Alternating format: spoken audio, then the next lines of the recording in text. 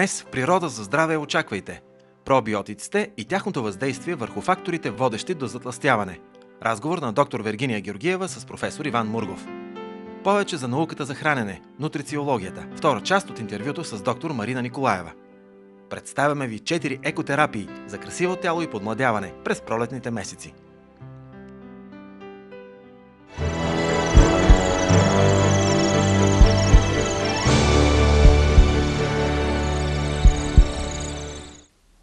Здравейте! Темата на предаването ни днес е пролетта и наднорменото тегло. Как да свалим безболезнено килограми? Вредни ли са екстремните диети? Какво представляват пробиотиците и нарушенията в храносмилателната система? От какво зависи нашето тегло? Само храната ли е причината за това, че трупаме килограми? Все повече и повече. За съжаление, българина в миналото е бил здрав и дълголетен. Какво показва статистиката днес? Над 50% от българското население е с наднормено тегло и затлъстяване. Жените около 40-45 годишна възраст са с голям процент затлъстяване благодарение на хормонални нарушения, проблеми на щитовидната жлеза, проблеми на яйчниците, проблеми в равновесието на хипофиза, хипоталамус и център на емоции. За всичко това може да разберете повече в нашето предаване, като наш гост днес е професор Иван Мургов, виден български микробиолог, създател на пробиотиците, и за това какъв е ефекта на пробиотиците върху нашите килограми, върху теглото, върху чревната дисбактериоза, така популярна напоследък, ще разберем от самия професор Мургов.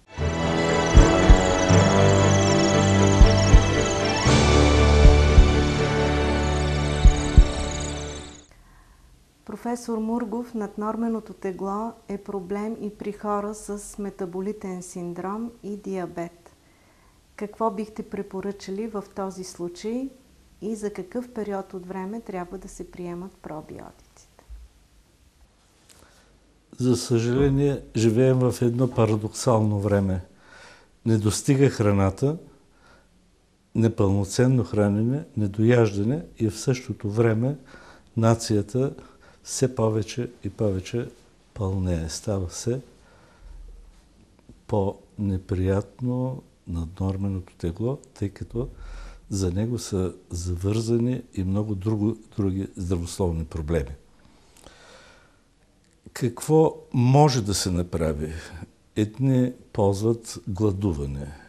Гладуват седмица, 2 месец и след това започват с още по-вълчи апетит да се хранят и на теглото превишава далеч онези граници, които са допустими. Необходимо е да се намерят онези ключови фактори, които въздействат върху наднорменото тегло. Храната, която ползваме, не винаги е най-качествената. Има много консерви, много консерванти в храните. Често пъти има пълнители в едни или други продукти. Често срещаме реклами, продукти от месо. Оказват се в анализите, че месото много малко присъства или някъде отсъства. Необходимо е да се върнем към онези пълноценни класически продукти от растителен и животински произход, които човек трябва да получава, за да бъде в хармония. Човек е сътворен за този тип храни. Не е сътворен да ползва храни, които са неестествени. Каква е ролята на пробиотичната или на полезната микрофлора? На първо място тя играе имуномодифицираща роля, т.е. подсилва имунната система, подсилва защитните свойства на самият организъм да се бори срещу несвойствените фактори. Щом тези микроорганизми ги няма, то липсва и онзи постоянно поддържаш фактор имунната система. Необходимо е през деня, и то особено препоръчително вечер, една таблетка или една капсула от пробиотик да вземаме, който да възстановява и да поддържа това нормално състояние на микрофлората. Защо се появява затлъстяването или как затлъстяването е вързано с този баланс на стомашно-чревната микрофлора? Нормалният организъм има храносмилателен тракт, черва с нормална селективност, с нормална смукателна способност. Тоест, той може да отделя кои вещества да приема, кои вещества да не приема. Често пъти в дисбаланса на веществата, на хранителните вещества в храната, която приемаме, може да преобладават въглехидратите, да отсъстват аминокиселините. Може да има достатъчно аминокиселини, но есенциалните да отсъстват. Може да има едни витамини, други да отсъстват. Може да има микроелементи в голямо количество, но някои отделни микроелементи да отсъстват.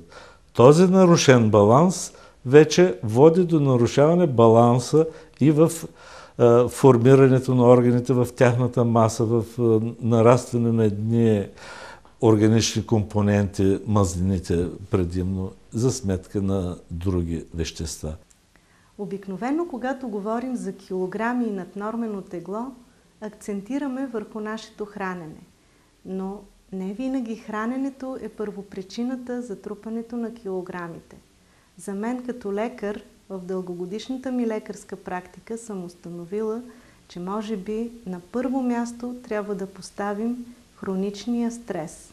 За съжаление, той добива все по-големи размери не само сред възрастните хора, но и при децата. Стрес в училище, стрес в детската градина, стрес на работното място. Какъв е ефектът от хроничния стрес и докъде води той? До тежки хормонални нарушения, до диабет, до тежки неврози.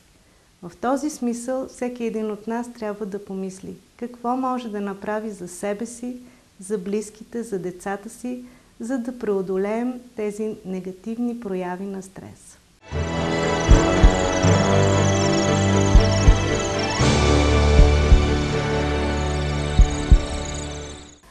Проблема наднормено тегло може да има различни причини. Причини в хипоталамични зони, проблеми с стреса. Как повлиява стреса нашия организъм и какво според вас трябва да се приема при хроничния стрес? Един от големите проблеми на съвременното общество е стреса. Стрес получаваме по най-различни пътища.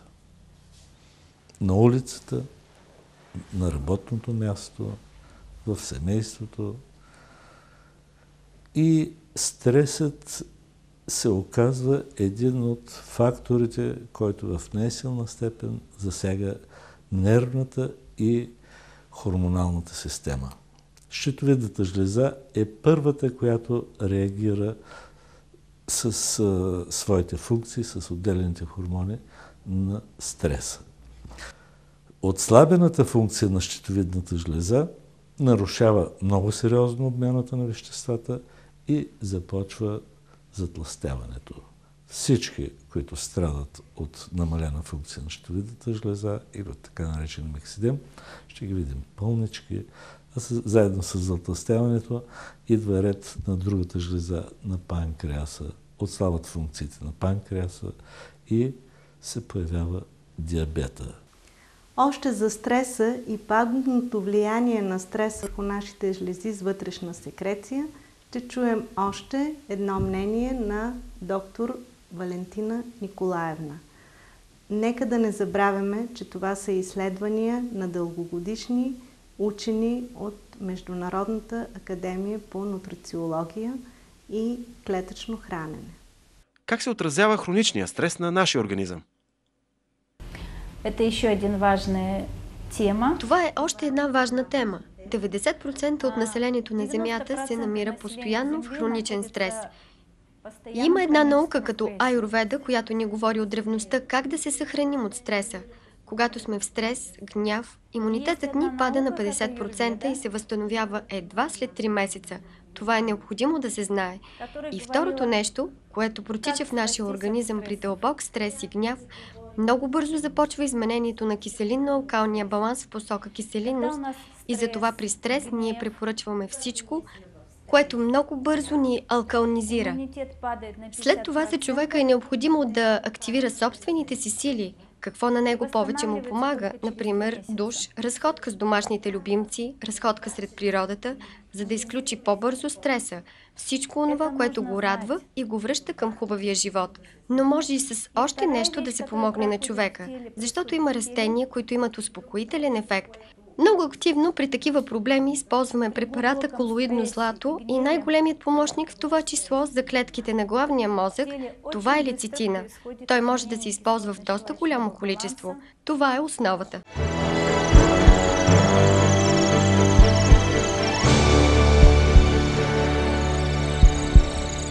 Пробиотиците би следвало да се разглеждат в един много по-широк план.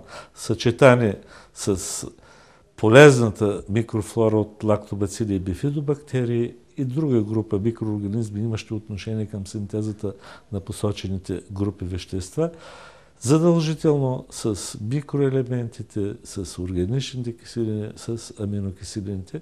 И в това отношение нашият опит вече повече от 12 години, както при деца с детски диабет, така и при възрасти, показаха отличното действие на тези препарати и подобряване качеството на живот на хората, които страдат от диабет.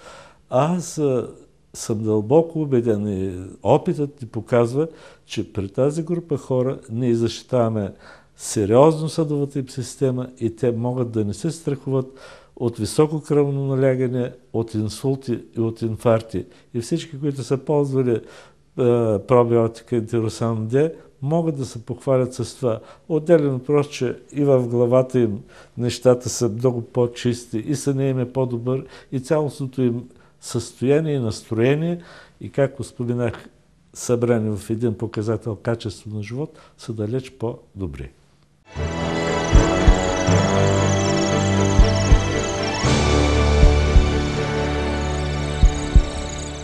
Днес в Природа за здраве ще насочим поглед към разкрасяването и естетиката като начин на живот с няколко екотерапии, които ще ви представим в следващите минути.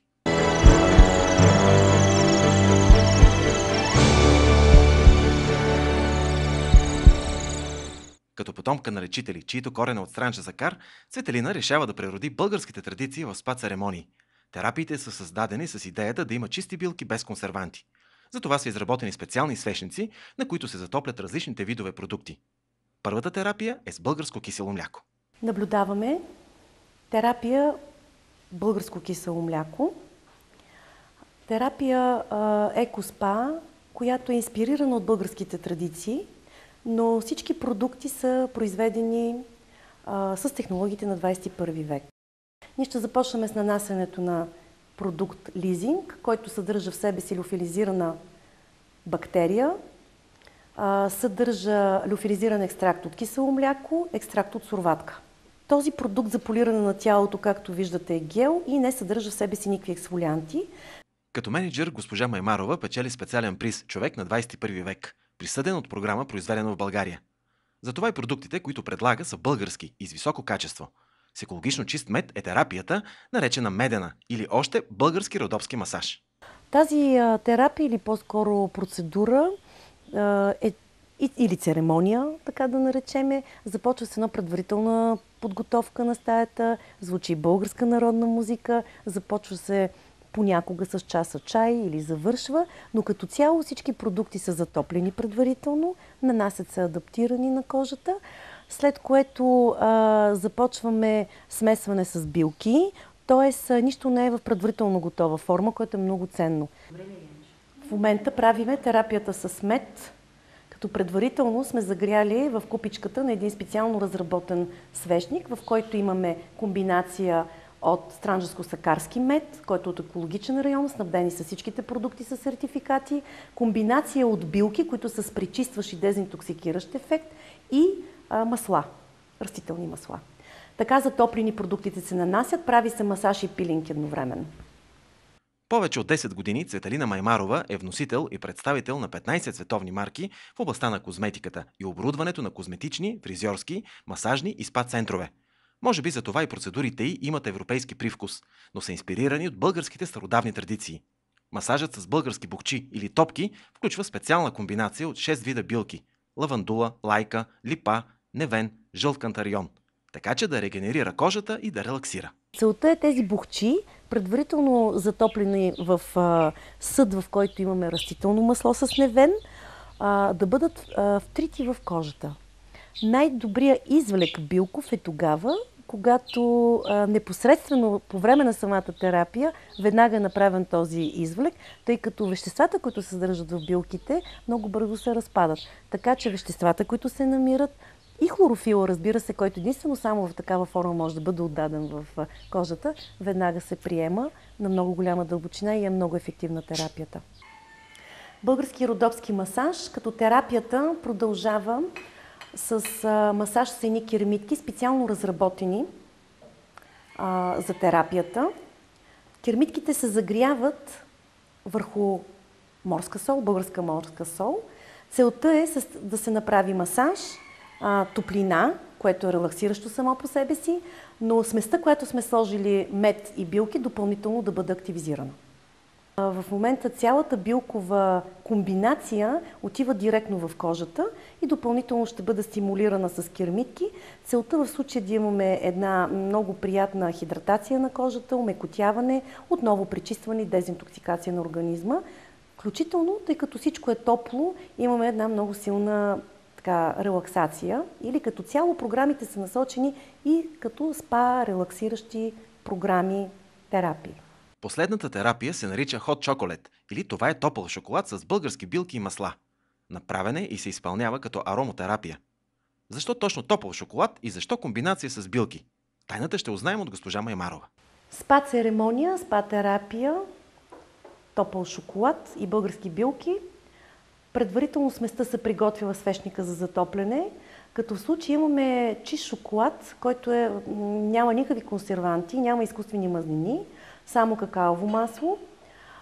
Какаовото масло заедно с какаото има много добър стимулиращ и подхранващ ефект на кожата. Шоколада го смесваме отново с билкови масла и с него затоплената смес директно се работи и се прави масаж. Красиво, хубаво, релаксиращо, много вкусно. Терапия, която въздейства и на сетивата, и на кожата.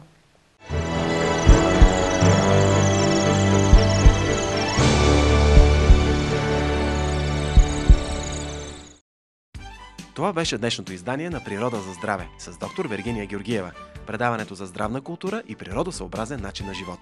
Очаквайте ни всяка неделя от 19:30 часа.